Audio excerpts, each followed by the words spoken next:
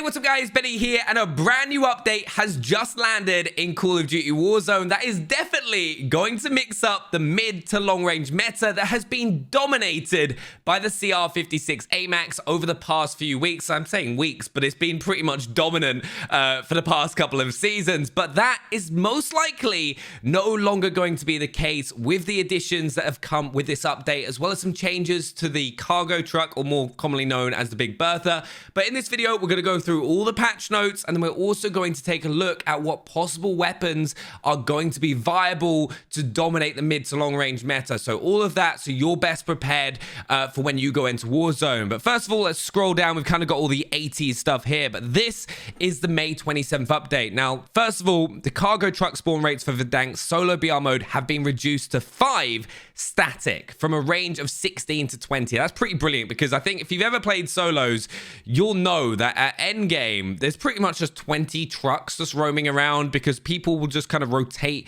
Berthas throughout the game. They'll just kind of use it until it gets trashed a bit and then find another one and start again. And it was pretty horrific, to be perfectly honest. And if you didn't have a Bertha, you were screwed at endgame. And all the other vehicles were just kind of pointless because you just get beamed. But cargo trucks are incredibly durable and provide ample cover from enemy fire, which makes them the optimal choice for map rotation.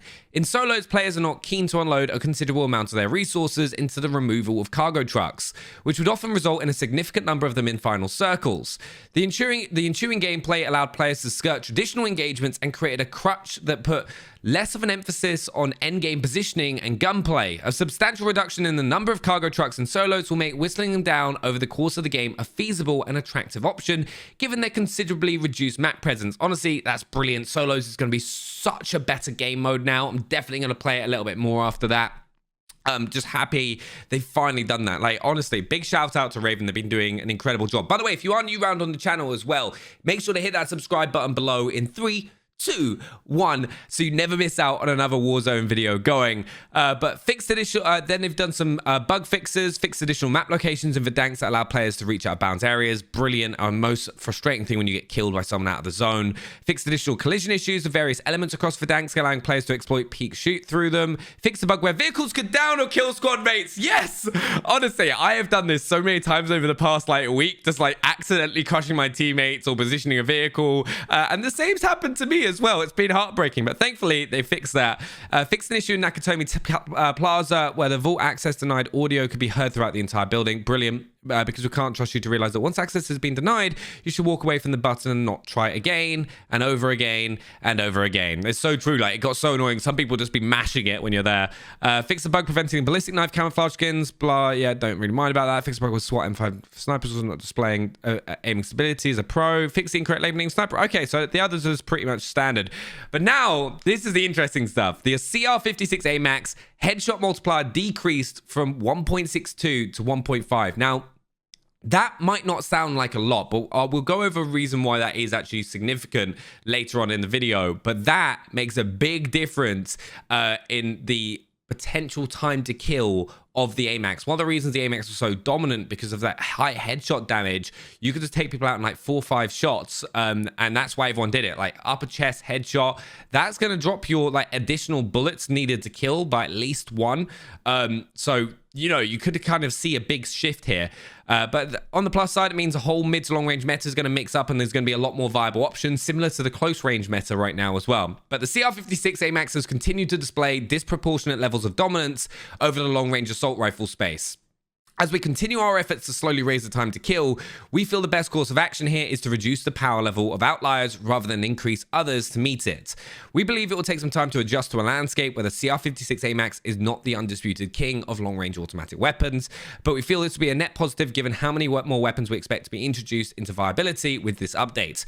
Our hope is that the change will present players with an opportunity to showcase and expand their mastery over a multitude of weapons that had been outclassed by the Cr-56 Amax. Pretty much much. Yeah, that's fair enough. Like I love the Amax so much, but it's gonna be interesting to see like the Cold War assault rifles come into play, the return of maybe the Kilo, the Grau.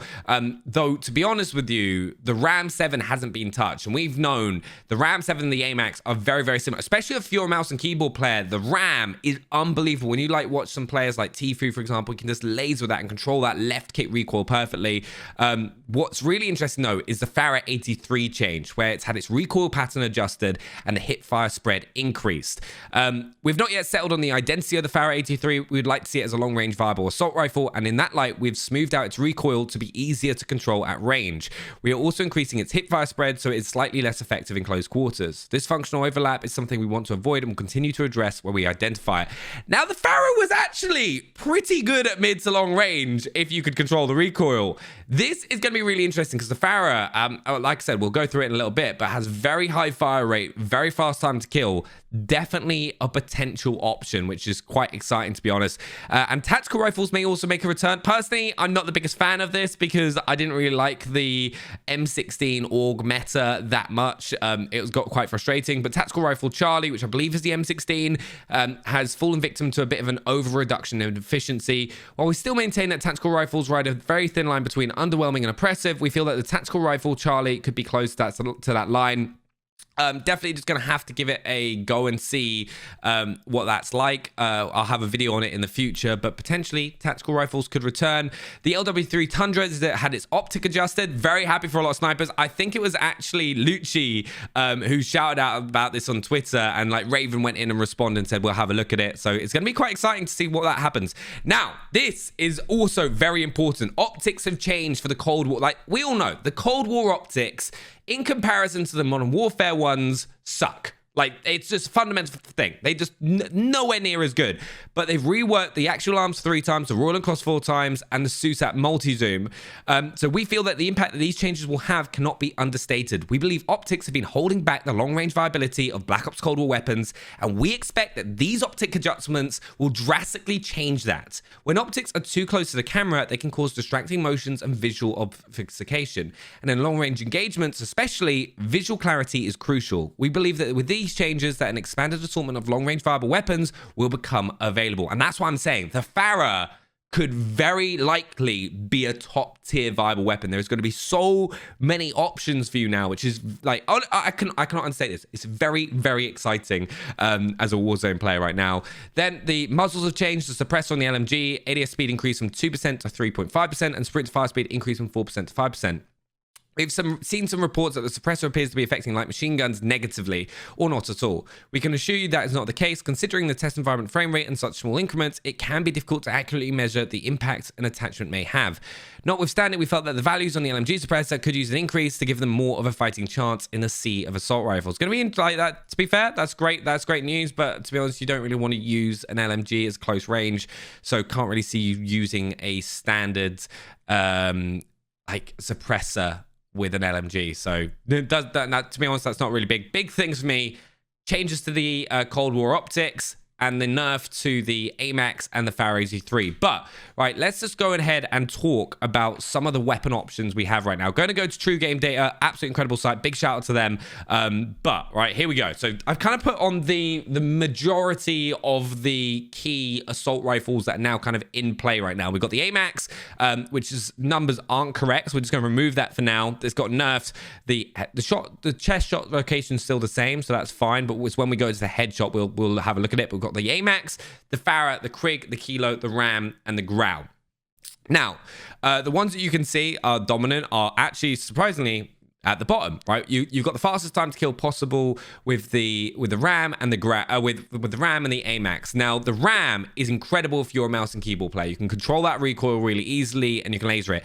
Takes a while, if I'm being completely honest, if you're a controller player, because the recoil is just unnatural to control, because it's compared to every other weapon, it goes up and left rather than up and right. So it's a gun you need to put time into if you want to use it, because you've got to kind of adjust yourself to get used to controlling it that way. So it's something you're gonna have to use 2 to 3 days to really learn to master it compared to the other weapons. So take that into account if you do decide to go use the Ram. But I'm going to take the Amax and the Ram off of this, because this is kind of where it's going to be really interesting.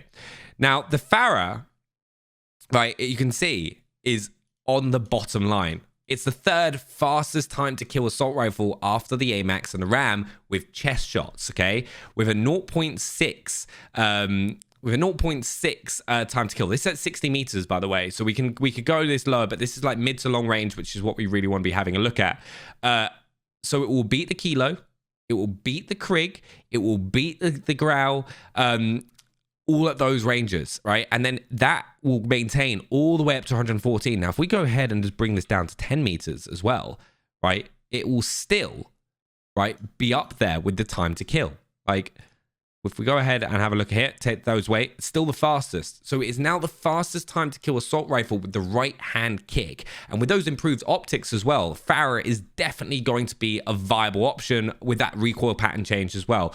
But the Crig is also up there as well. It's always been a discussion. It's not going to have the fastest time to kill. It's going to be similar to the Kilo in terms of performance, but without that drop off that you get with the Kilo, where once you go past like 55 meters, the Kilo's time to kill just falls off a cliff, which is a real shame. But then you can go ahead and also look at the DPS output of these.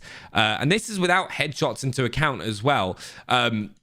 Like if we go ahead and take a look at headshots, right, it kind of all goes into this a similar vein. Like the Farah isn't as so if we go ahead and just remove those, you can see the Farah right there. If you just would take into account headshots, nowhere near as good. But the Kilo and the Grau come into play with that higher headshot damage. But overall, honestly, this is such an exciting update. I'm gonna have loads of videos talking about the mid to long range meta coming up. So if you are new, make sure to hit that subscribe button. But thanks for watching. I hope this update video helped you out, and we will see you next time for more Call of Duty Warzone. Thanks for watching.